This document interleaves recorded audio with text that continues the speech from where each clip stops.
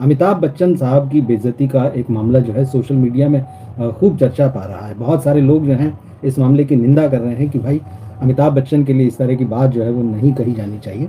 तो क्या मामला है, किसने की है बेइज्जती, जिसको लेकर सोशल मीडिया में लोगों में बहुत ज़्यादा गुस्सा है। उसके अलावा खान तिकड़ी को लेकर 3 अपडेट्स हैं, तीनों की खबरें हैं। सलमान खान, शाहरुख खान और आमिर खान, इनसे जुड़ी खबरें हैं। और तमिल फिल्म इंडस्ट्री से एक ऐसी खबर आज सुबह आई जिसने हर किसी को चौंका दिया है। और तमिल इंडस्ट्री ज़बरदस्त रूप से हैरान है जो घटना हुई है। तो क्या मामला है और क्यों सब लोग हैरान हैं, क्या बात कर रहे हैं, इस पर हम पूरा डिटेल में इस वीडियो में बात करेंगे। लेकिन सबसे पहले मैं आपको एक छोटा सा अपडेट देता हूं जो आपके काम का है। इस साल वैलेंटाइंस डे पर फिल्म रिलीज हुई थी ओ रोमियो। विशाल भारद्वाज फिल्म के डायरेक्टर थे। शाहिद कपूर और तृप्ति डिमरी इस फिल्म में थी। और मुंबई अंडरवर्ल्ड के का जो 90s का जो दौर था, उस दौर की एक रियल घटना पर आधारित ये कहानी जो है वो थिएटर्स में हालांकि कोई बहुत खास परफॉर्म नहीं कर पाई थी। लेकिन जैसा कि होता है कि भाई ठीक है, ये फिल्म हम थिएटर में नहीं देखेंगे, OTT पर आने का इसका इंतजार करते हैं। तो ये फिल्म अब आ गई है अमेजन प्राइम वीडियो पर, या प्राइम वीडियो पर आप इसको देख सकते हैं इस फिल्म को। तो वैसे ये 1.5-2 हफ्ते पहले ही गई थी, लेकिन ये रेंट पर थी तब। मतलब आपके पास अगर सब्सक्रिप्शन है तब भी आपको इसे पैसे देकर देखना पड़ता। मगर आज 10 अप्रैल के दिन से ये फिल्म जो है सारे सब्सक्राइबर्स के लिए जो है फ्री हो चुकी है। इसमें से अब जो है रेंट नहीं देना पड़ेगा। तो अगर आपके पास अमेजन प्राइम का सब्सक्रिप्शन है तो आप इस फिल्म को आज से देख सकते हैं। वन टाइम वॉच है, अंडरवर्ल्ड की कहानी है। विशाल भारद्वाज का एक अपना तरीका है फिल्म बनाने का, हालांकि ये उनकी बहुत कमज़ोर फिल्म है। इस फिल्म का प्लस पॉइंट ऐसा तो कोई बहुत विशेष नहीं है, लेकिन ठीक है, टाइम पास करने के लिए इसको देखा जा सकता है। तो हम सबसे पहले आते हैं अमिताभ बच्चन साहब की खबर पर, जिसको लेकर सोशल मीडिया में बहुत सारे लोग, खासतौर पर जो उनके फैंस हैं, वो नाराज़ हैं कि अमिताभ बच्चन के लिए कोई इस तरीके से कैसे बोल सकता है। समय रैना अब कोई ऐसा नाम नहीं है जिनको लोग नहीं जानते हैं। स्टैंड अप कॉमेडी की दुनिया में खासतौर पे जो नई जनरेशन के जो कॉमेडियंस आए हैं, तो समय रैना का जो एक शो था वो किस तरह से उसने हंगामा मचाया था। उसमें बहुत सारी गाली गलौज, एडल्ट कंटेंट जो बातचीत में होता है वो सारा था, तो उसमें नहीं जाते हैं। समय रैना जो है वापस आ गए हैं और उन्होंने स्टिल अलाइव नाम का एक प्रोग्राम किया, लाइव प्रोग्राम किया। तो जैसे कि वो हंसी मजाक करते हैं, लोगों की हंसी भी उड़ाते हैं। मुकेश खन्ना तो उनकी बातों से बहुत आहत हैं, तो उन्होंने कुत्ते की पूंछ जैसा इस तरह की कोई चीज़ भी लिख दी है समय रैना को। लेकिन यहाँ बात अमिताभ बच्चन की हो रही है।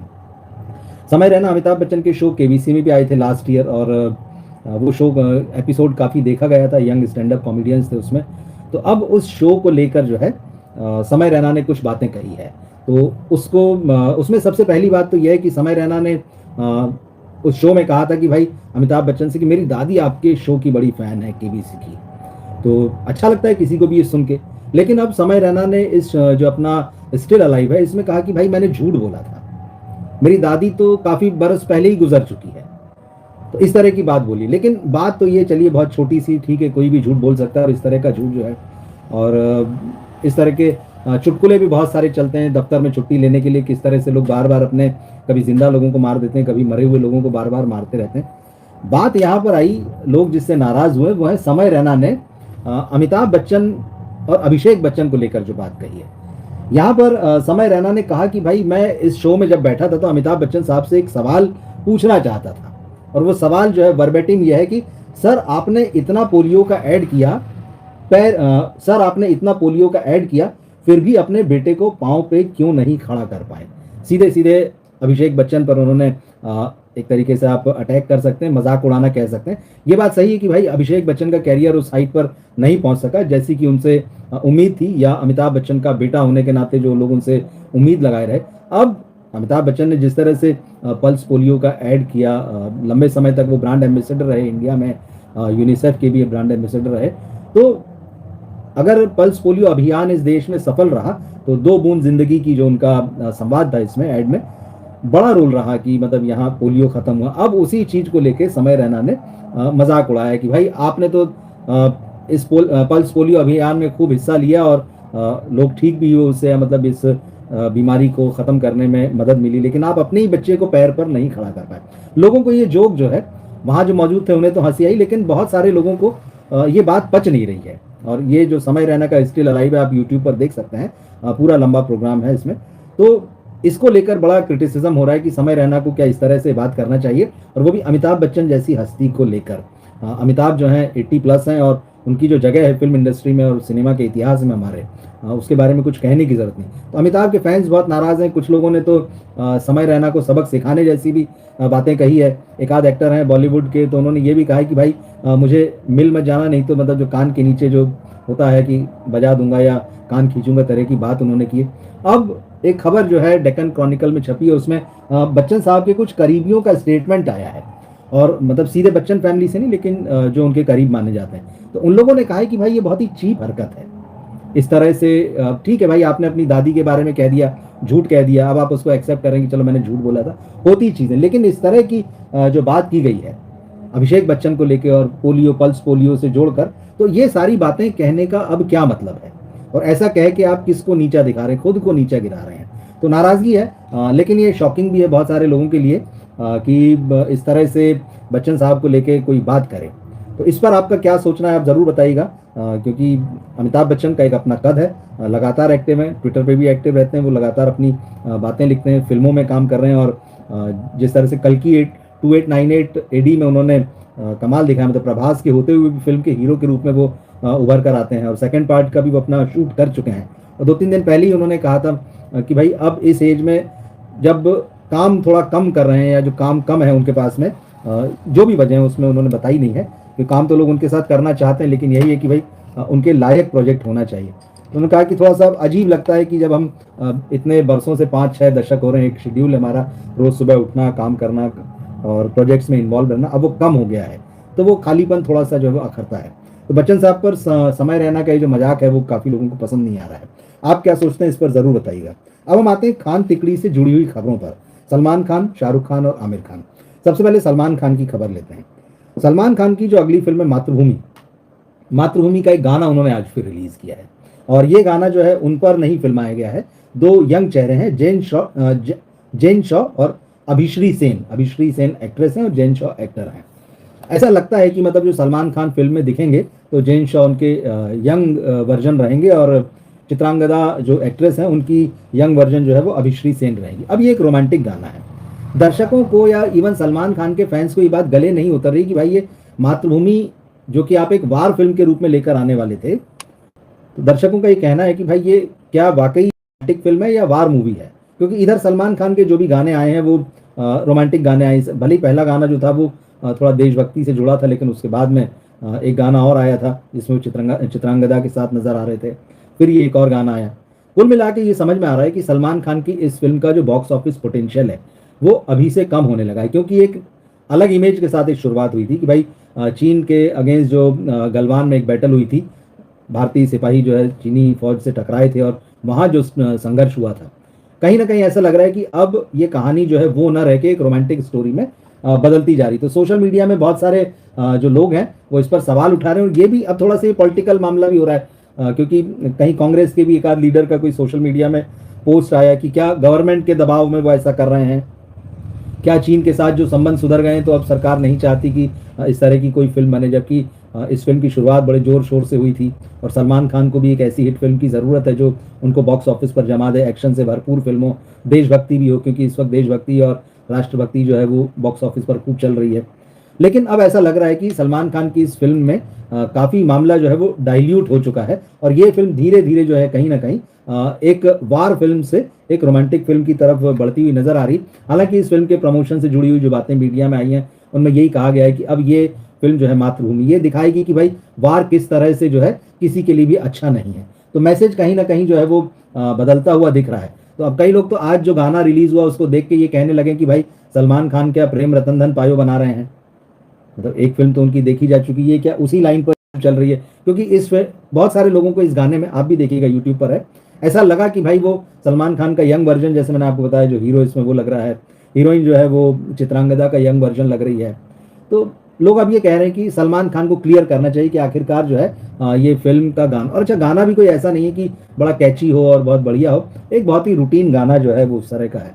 तो सलमान खान की इस फिल्म को लेकर अब सवाल उठने लगे, और मैंने लास्ट वीक भी आपको बताया था कि सलमान खान ऐसा लगता है कि अब खुद ही मूव ऑन हो चुके हैं। साउथ के जो प्रोड्यूसर हैं दिल राजू और डायरेक्टर वंशी पिडिपल्ली के साथ वो एक एक्शन फिल्म करने जा रहे हैं, और तेलुगु और हिंदी दो भाषाओं में ये फिल्म बनेगी। 550 करोड़ के बजट की वो फिल्म है। तो ऐसा लग रहा है कि सलमान खान अब मातृभूमि जो है ठीक है, बनती रहेगी, आती रहेगी। लेकिन वो आगे मूव कर चुके हैं और उनको एक एक्शन से भरपूर फिल्म की ज़रूरत है, जैसा कि उनके ऑडियंस भी चाहते हैं, जो उनके पास फीडबैक है। और सलमान 60 प्लस हो चुके हैं, ये बात बार बार आ रही है। तो ऐसे समय में उनको एक जब बढ़िया फिल्म की ज़रूरत है, तो मातृभूमि जिससे उम्मीद थी, कहीं ना कहीं अब ये चर्चाएं हो रही कि इसका बॉक्स ऑफिस पोटेंशियल धीरे धीरे वो ख़त्म हो रहा है। तो देखते हैं। अच्छा, फिल्म की रिलीज़ की भी जहाँ तक बात है, तो पहले ये आया था कि मई में ये फिल्म रिलीज़ हो जाएगी, लेकिन अब ऐसी खबरें आ रही है कि मई में भी ये फिल्म रिलीज़ नहीं होगी, ये फिल्म जून या उससे आगे जा सकती है। तो देखते हैं। सलमान खान के फैंस भी इससे बहुत ज़्यादा खुश नहीं है। दूसरी खबर जो है वो आमिर खान को लेकर है। अब आमिर खान जो है, लास्ट फिल्म उनकी सितारे ज़मीन पर थी, उससे पहले लाल सिंह चड्ढा थी, उससे पहले ठग्स ऑफ हिंदुस्तान थी।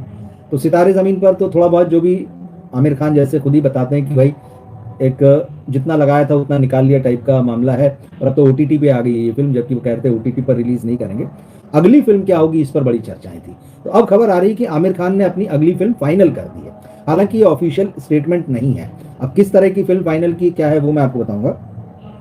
लेकिन इस बीच ये था कि आमिर खान 2-3-4 प्रोजेक्ट्स पर काम कर रहे थे, बार बार खबरें आ रही थी। और खासतौर पर दादा साहब फाल्के की बायोपिक को लेकर बड़ा मामला चल रहा था कि राजकुमार हिरानी इस फिल्म को प्लान कर रहे हैं और आमिर खान उसमें होंगे। लेकिन फिर आया कि भाई आमिर उस प्रोजेक्ट से बहुत ज़्यादा सेटिस्फाइड नहीं है, स्क्रिप्ट से भी बहुत ज़्यादा उन्हें लग रहा है कि वर्क नहीं करेगी।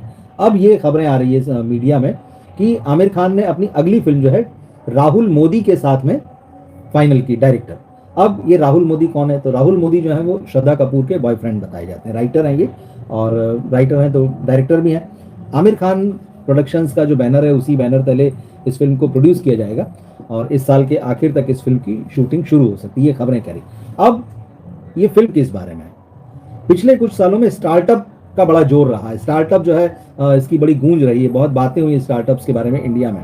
हालांकि बहुत सारे स्टार्टअप फेल हुए, लेकिन लोगों ने अपनी अपनी तरह से अपनी अपने तरह के बिजनेस अपने जोखिम पर शुरू किए।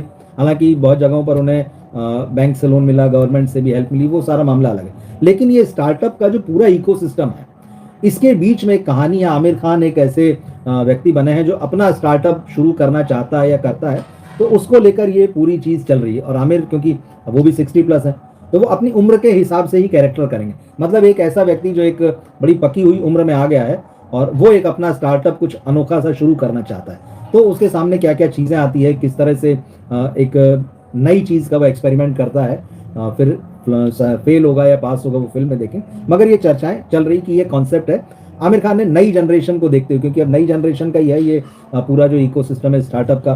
बहुत सारी बातें होती है, यंगस्टर्स इस चीज़ को लेकर बड़े अट्रैक्ट होते हैं कि चलो अपना स्टार्टअप शुरू करेंगे। तो यंग जनरेशन को पकड़ने के लिए कहीं ना कहीं जो है आमिर खान स्टार्टअप की बात करते हुए नजर आ रहे हैं इस फिल्म में। खबर ये भी है कि श्रद्धा कपूर इस फिल्म में नजर आएंगी आमिर खान के साथ में। अब क्या रोल होगा, हालांकि इनिशियली तो कहा जा रहा है कि वो उनकी वाइफ के रोल में दिखेंगी, तो देखेंगे जब ये फिल्म आएगी। तो आमिर खान की अगली फिल्म की जो ये अपडेट है, ऑफिशियल अनाउंसमेंट नहीं, लेकिन खबरें हैं। शाहरुख खान से जुड़ी हुई खबर ये आ रही है कि रजनीकांत साहब के साथ वो काम करना चाहते थे।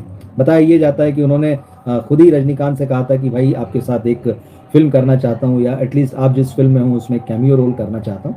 तो शाहरुख खान के सामने ही मौका आया था और फिल्म है जेलर 2। जेलर रजनीकांत की बढ़िया फिल्म है, हिंदी में भी रिलीज हुई और तमाम लोगों ने देखी थी। अब इस फिल्म का सीक्वल आ रहा है।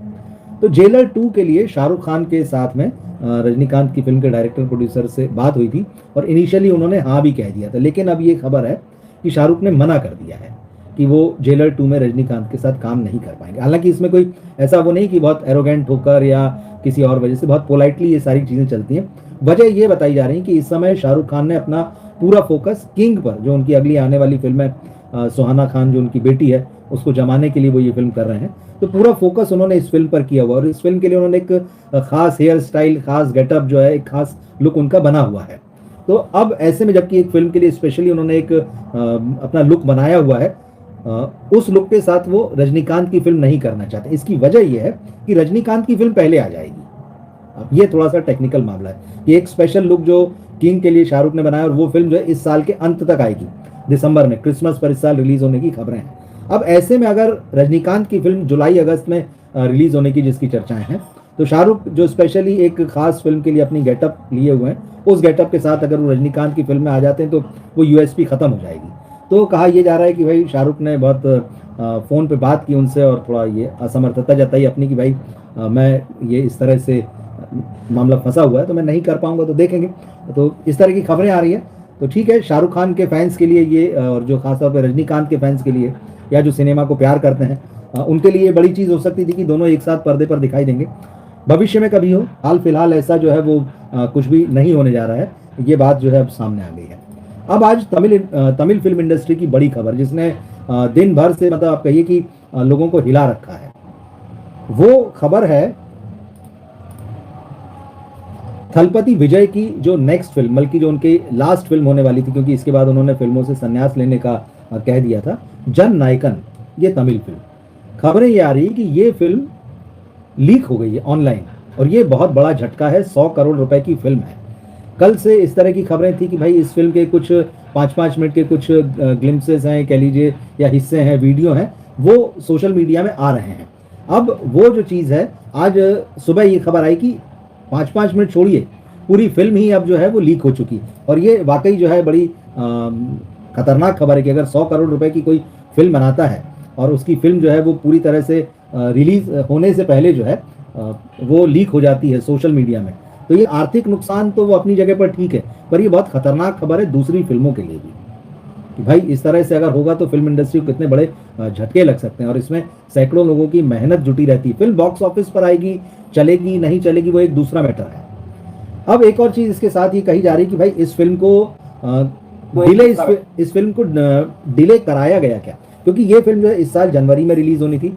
सेंसर बोर्ड के पास ये फिल्म थी, लेकिन सेंसर बोर्ड ने जिस तरह से इस फिल्म को किन्हीं भी वजहों से कहा गया कि भाई इसको सर्टिफिकेट नहीं दिया, इस फिल्म में ऐसी कुछ पॉलिटिकल बातें थी, या फिर जो हीरो जो पॉलिटिकल यहाँ पर आया था, जिस तरह से वो सिस्टम के अगेंस्ट में या सिस्टम से लड़ते हुए काम कर रहा था, वो कई चीज़ें जो है सेंसर बोर्ड को पसंद नहीं आ रही थी।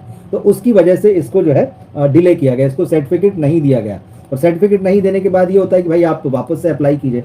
तो ये फिल्म अभी भी सेंसर बोर्ड के पास, इस बीच जो है कोर्ट केस वगैरह भी हुए, लेकिन फाइनली ये है कि इससे पहले की फिल्म रिलीज हो, ये ऑनलाइन लीक हो चुकी है। तमिल इंडस्ट्री में इसकी बड़ी तीखी आलोचना भी हो रही है, चिंता भी व्यक्त की जा रही है कि ये जो हुआ है ये बहुत ठीक नहीं।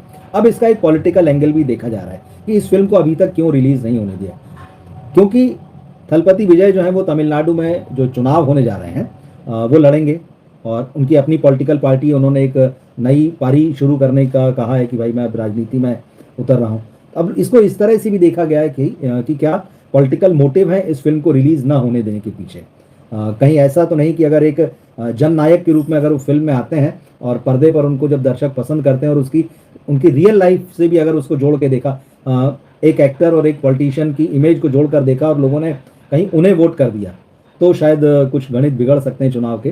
तो इस तरह से भी चीज़ें हुई हैं, इस तरह से भी देखा जा रहा है, तो देखते हैं। लेकिन खबर तो यही है कि ये 100 करोड़ रुपए की फिल्म जो है रिलीज होने से पहले ही जो है वो लीक हो चुकी है। अब थलपति विजय के फैंस जो हैं वो सोशल मीडिया में लगातार लोगों से इस बात का आग्रह कर रहे हैं कि भाई एक तो ये 5-5 मिनट के जो वीडियो निकल आए हैं उनको सोशल मीडिया में कहीं भी शेयर ना करें, तो जिससे कि कम से कम ये रहे कि हम अपने लेवल पर इसको रोक सकें। दूसरा, अब सरकार से भी मांग हो रही है कि भाई इस तरह की हरकतें जो लोग करते हैं उन पर उनको कड़ी सजा दी जाए, नकेल कसी जाए। सवाल ये भी उठ रहे हैं कि ये फिल्म आखिर लीक कहाँ से हुई। अभी सेंसर में भी अटकी हुई है फिल्म, तो निश्चित रूप से प्रोडक्शन हाउस के पास भी है, और भी कोई ऐसे सोर्सेस हो सकते हैं जहाँ ये फिल्म हो, तो कहाँ से आई अब इसकी जांच होगी, पता चलेगा। मगर ये अच्छी खबर तो नहीं है।